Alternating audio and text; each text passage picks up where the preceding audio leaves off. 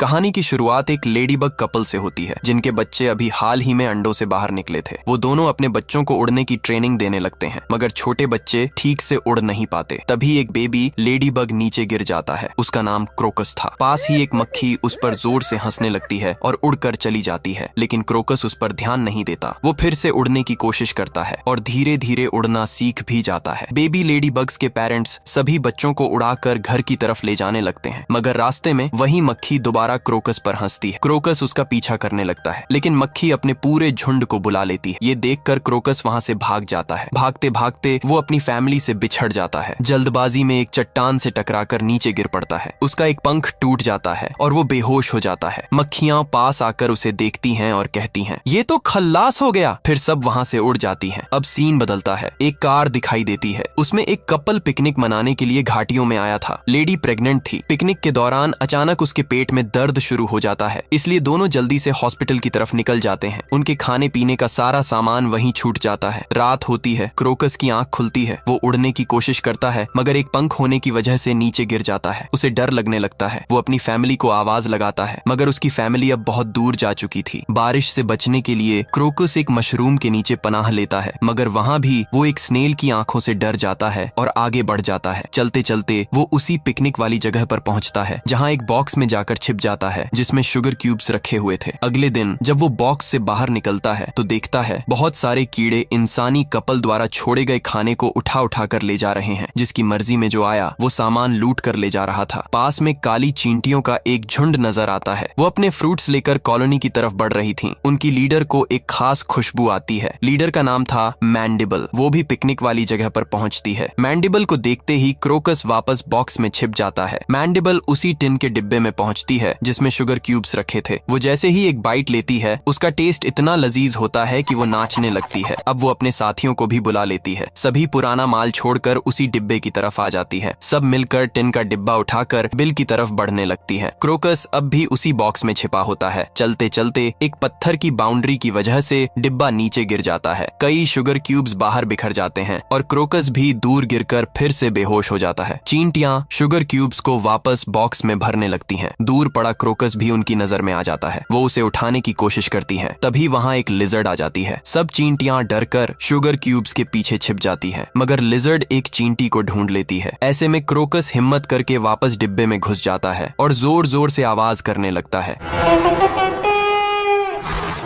उसकी आवाज गूंज कर इतनी खौफनाक लगती है कि लिजर्ड डरकर अपने बिल में भाग जाती है। चींटियां क्रोकस के इस काम से बहुत खुश होती हैं। उनकी लीडर मैंडिबल अब क्रोकस को अपने साथ ले जाने का फैसला करती है। वो आगे बढ़ते हैं। मैंडिबल अपने एंटेना से कॉलोनी की एक चींटी को इशारा करती है ताकि रास्ता पता चल सके। यात्रा फिर से शुरू होती है, मगर तभी लाल चींटियों का एक झुंड उन्हें शुगर बॉक्स ले जाते हुए देख लेता है। उनका लीडर ब्यूटर था। वो डॉन की तरह चिल्लाकर रास्ता रोक लेता है। ये देखकर मैंडिबल बॉक्स से एक शुगर क्यूब निकालकर उसे दे देती है। कहती है, ये लो अपना हफ्ता और अब हट जाओ। मैंडिबल और उसकी चींटियां सफर आगे बढ़ा देती हैं, लेकिन लाल चींटियों का लीडर ब्यूटोर गुस्से से भर जाता है क्योंकि वो सारी शुगर क्यूब्स हासिल करना चाहता था। इसीलिए वो काली चींटियों का पीछा करने लगता है। क्रोकस भी उन्हें आते हुए देख लेता है, इसलिए वह लीडर मंडीबल को इस बारे में बता देता है। मंडीबल अपने साथियों से जल्दी से आगे चलने को कहती है। वे बड़ी ही चालाकी से बॉक्स को स्लाइड कराते हुए नीचे ले जाने लगते हैं। वो नदी पर पहुंचकर आगे बढ़ने लगते हैं। इसी दौरान रेड एंड्स का लीडर भी अपने साथियों के साथ वहां पड़ी एक सोडा कैन में सवार हो जाता है और उसे लुढ़काकर तेजी से नीचे ले जाने लगता है, जिससे वे भी नदी में पहुंच जाते हैं। अब रेड एंड्स उनका पीछा करने लगते हैं। वे अपनी कैन से उन्हें टक्कर मारकर गिराने की कोशिश करते हैं। इसी वजह से उनके बॉक्स का बैलेंस बिगड़ जाता है। क्रोकस नीचे पानी में गिर जाता है। कुछ पिकरेल प्रजाति की फिश, जिसे पिकरेल फिश भी कहा जाता है, क्रोकस को खाने की कोशिश करती है। ठीक तभी मैंडिबल बड़ी ही चतुराई से एक चैन बनाकर क्रोकस को पकड़ती है और ऊपर खींच ले आती है, जिससे क्रोकस की जान बच जाती है। मगर वे देखते हैं कि आगे एक बहुत बड़ा झरना है, इसलिए सब बॉक्स में छिप जाते हैं। उनके पीछे पीछे रेड एंड्स और वे पिकैरल फिश भी झरने से नीचे गिर जाते हैं। सोडा कैन में पानी भरने की वजह से कैन जमीन पर धंस जाती है और चींटियों को अपनी जान बचाकर बाहर निकलना पड़ता है। बूटर गुस्से में यह सब देखता है। ब्लैक एंड्स अभी भी बॉक्स में तैरते हुए आगे बढ़ रही थीं, जिससे बूटोर का गुस्सा और बढ़ जाता है। पिकैरल फिश ऊपर से गिरने की वजह से बुरी तरह फंस जाती है और मर जाती है। फिर फिर हम देखते हैं कि शुगर कैन बॉक्स किसी पत्थर से टकराकर टूट गया था, मगर चींटियों ने शुगर क्यूब्स बाहर निकाल लिए थे। अब वे सभी वो शुगर क्यूब्स उठाकर अपनी कॉलोनी की तरफ बढ़ने लगती हैं। क्रोकस भी उनके पीछे पीछे ही आगे बढ़ रहा था। तभी उसे एक लेडी बग्स का झुंड दिखाई देता है। वह उड़कर उनके पास जाने की कोशिश करता है, मगर एक पंख न होने की वजह से नीचे गिर जाता है और अब वह चींटियों के साथ ही अपना आगे का सफर शुरू करता है। वही हम रेड एंट्स के लीडर बुटोर को भी देखते हैं, जो उस जगह पर पहुंच चुका था जहां शुगर बॉक्स पत्थर से टकराया था। उसे सूंघकर पता चल जाता है कि चींटियां शुगर क्यूब्स लेकर आगे बढ़ चुकी हैं, इसलिए वह भी उनके पीछे जाने लगता है। रात हो चुकी थी, इसलिए ब्लैक एंट्स शुगर क्यूब्स के साथ सो गई थीं, मगर क्रोकस और उनका लीडर मैंडिबल अभी भी जागा हुआ था। वे ऊपर से पहरा दे रहे थे ताकि कोई उनके शुगर क्यूब्स न चुरा सके। मैंडिबल क्रोकस को अपनी भाषा में चींटियों को गाइड करना सिखाने की कोशिश करती है, मगर वह ठीक से नहीं सीख पाता। सुबह होते ही वे फिर से आगे बढ़ जाते हैं। रेड एंट्स भी अब काफी नजदीक पहुंच चुकी थीं। क्रोकस उन्हें देख लेता है और जल्दी से मैंडिबल के पास जाकर बताता है कि लाल चींटियां हमारे पीछे आ रही हैं। वे तेजी से एक रोड को पार कर रहे थे, मगर एक कार वहां से गुजरने लगती है, जिससे बुटोर की लाल चींटियों का दल वहां से भाग जाता है। उन्हें डर होता है कि सड़क पार करते समय वो मारे जाएंगे। मैंडिबल अपनी चालाकी से अपने सभी साथियों को सुरक्षित निकाल लेती है। अब वे फाइनली इतने दिनों के सफर के बाद अपने हिल के पास पहुंच जाती हैं। क्रोकस भी उनके साथ वहां पहुंच गया, मगर वह उनके इलाके में नहीं आ रहा था। मैंडिबल उसे कहती है कि तुम हमारे साथ रह सकते हो, तो वह भी उनके साथ आ जाता है। अब चींटियां उन सारे शुगर क्यूब्स को हिल में लेकर जाती हैं। क्रोकस देखता है कि वहां सारी चींटियां काम कर रही हैं। वे जंगल से चीजें लेकर आ रही हैं और उन्हें सिंहासन कक्ष में अपनी क्वीन एंट को पेश कर रही हैं, क्योंकि क्वीन एंट ही अंडे देती है और उसी से मादा चींटी की प्रजनन क्रिया चलती है, जिससे उनकी पीढ़ियां बढ़ती रहती हैं। मैंडिबल क्वीन को अपना लाया हुआ शुगर क्यूब भेंट करती है। रानी को वह बहुत लजीज लगता है। इससे रानी एक साथ बहुत सारे अंडे दे पाती है। वहीं हम ब्यूटोर को भी देखते हैं, जो काली चींटियों के इलाके में पहुंच चुका है। उसे बहुत गुस्सा आता है कि वह शुगर क्यूब्स हासिल नहीं कर सका। वह वापस अपने राज्य की तरफ लौटता है ताकि अपनी पूरी आर्मी ला सके। वो अपने बिल में जाता है, जहां हम देखते हैं कि रेड एंट्स का बिल ब्लैक एंट्स से बिल्कुल अलग था। यहाँ चींटियां नियमों के अनुसार चलती थीं। बुटोर अपनी रानी के पास पहुंचता है और पूरी बात बताता है। काली चींटियों के हाथ शुगर क्यूब्स लगे हैं, जो बहुत टेस्टी हैं, और वो उनकी रानी को अंडे देने में मदद कर रहे हैं। हमें उन पर हमला करना होगा। हमारी फौज बहुत बड़ी है, वे हमसे जीत नहीं पाएंगे। रानी उसकी बात मान लेती है। वो अपनी पूरी आर्मी को ऑर्डर देती है, सब बुटोर के साथ जाओ और काली चींटियों के पूरे राज्य को बर्बाद कर दो। हमारे लिए वो शुगर क्यूब्स लेकर आना। लाल चींटियों की पूरी सेना अपने हथियार, गुलेल और कांटों को लेकर जंग के लिए निकल पड़ती है। फिर हम काली चींटियों के राज्य का सीन देखते हैं, जहाँ रात होते ही चींटियां अपने बिल यानी महल के गेट को एक बड़े पत्थर से बंद कर लेती हैं। क्रोकस भी बाकी चींटियों के साथ सोया हुआ था। वो सपने में उस लेडी बग को देखता है जो उसे रास्ते में मिली थी। क्रोकस ने उस लेडी बग के साथ अपना परिवार शुरू कर लिया था और उसके 3 बच्चे भी थे। उसकी जिंदगी बहुत खूबसूरत लग रही थी, मगर तभी उसकी आंख खुल जाती है। वो हिल के ऊपर आकर अपने पंखों को चेक करता है। उसका टूटा हुआ पंख वापस ग्रो कर रहा था, मगर बहुत छोटा था, इसलिए वो उड़ नहीं पाता। मैंडिबल चुपके से उसे देख रहा था, मगर वो कुछ नहीं कर सकता था। सुबह होती है, सभी चींटियां सो रही थीं। तभी उन्हें अजीब सी आवाजें सुनाई देती हैं। वो बाहर आती हैं और देखती हैं लाल चींटियों की पूरी सेना उन पर हमला करने आ रही थी। काली चींटियां परेशान हो जाती हैं। लाल चींटियों ने उन्हें चारों तरफ से घेर लिया था। वो गुलेल की मदद से काली चींटियों के महल पर हमला करती हैं। महल में छेद होने लगते हैं, साथ ही वो टूथपिक्स से भी हमला करती हैं। ऐसा लग रहा था मानो किसी दुश्मन फौज ने राज्य पर धावा बोल दिया हो। टूथपिक्स तीरों की तरह चींटियों पर बरस रहे थे, मगर किसी को खास चोट नहीं लगी। काली चींटियां भी अब पलटवार करती हैं। वो लाल चींटियों पर चीजें गिराने लगती हैं। साथ ही वो एस्पिरिन की गोलियां महल के चारों ओर डाल देती हैं। पानी से मिलकर एस्पिरिन झाग बन जाती है और लाल चींटियां महल तक पहुंच नहीं पाती। क्रोकस भी मैंडिबल के साथ मिलकर लाल चींटियों पर हमला करने की प्लानिंग करता है। दोनों स्टोर रूम में जाते हैं, जहां सारा सामान रखा हुआ था। वहां मौजूद गार्ड उन्हें एक मैच बॉक्स और कुछ रॉकेट्स देता है। चींटियां उन रॉकेट्स को अपने महल के ऊपर लगाती हैं, मगर दिक्कत ये थी कि उन्हें पटाखे चलाना नहीं आता था। मैंडिबल मैच बॉक्स खोलता है। उसमें सिर्फ एक मैच स्टिक होती है। वो देखता है कि मैच बॉक्स के पीछे इंस्ट्रक्शंस लिखे हैं। मैंडिबल तीली उठाता है और उसे मैच बॉक्स पर रगड़ता है। जैसे ही तीली जलती है, वो उससे एक रॉकेट जला देता है। रॉकेट आसमान की तरफ उड़ता है और नीचे जाकर लाल चींटियों पर गिरता है। ब्लास्ट होते ही कई लाल चींटियां मारी जाती हैं, मगर मैच स्टिक भी बुझ जाती है। अब उनके पास कोई और तीली नहीं बची थी। बूटर को गुस्सा आता है। उसके साथ ही एक पाइन कोन से काली चींटियों के मेन डोर को तोड़ने की कोशिश करने लगते हैं। साथ ही लगातार गुलेल से हमला जारी रखते हैं। काली चींटियों को समझ नहीं आता वो अपनी जान कैसे बचाएंगे। क्रोकस मैच बॉक्स को ध्यान से देखता है। उसे याद आता है है उस पिकनिक वाली जगह पर भी एक ऐसी ही मैच बॉक्स पड़ी थी। वो सभी को बताता है मैं वो मैच बॉक्स ला सकता हूँ, लेकिन मुझे यहाँ से निकलना होगा। मैंडिबल अपने साथियों से कहता है कि एक नोट का प्लेन बना दो। क्रोकस उस पेपर प्लेन पर बैठ जाता है। सभी चींटियां प्लेन को उड़ाती हैं। प्लेन आसमान में उड़ता हुआ दूर निकल जाता है। अब क्रोकस के पंख भी ग्रो हो चुके थे, इसलिए वो उड़ने की कोशिश करता है और प्लेन से आगे बढ़ने लगता है। लाल चींटियां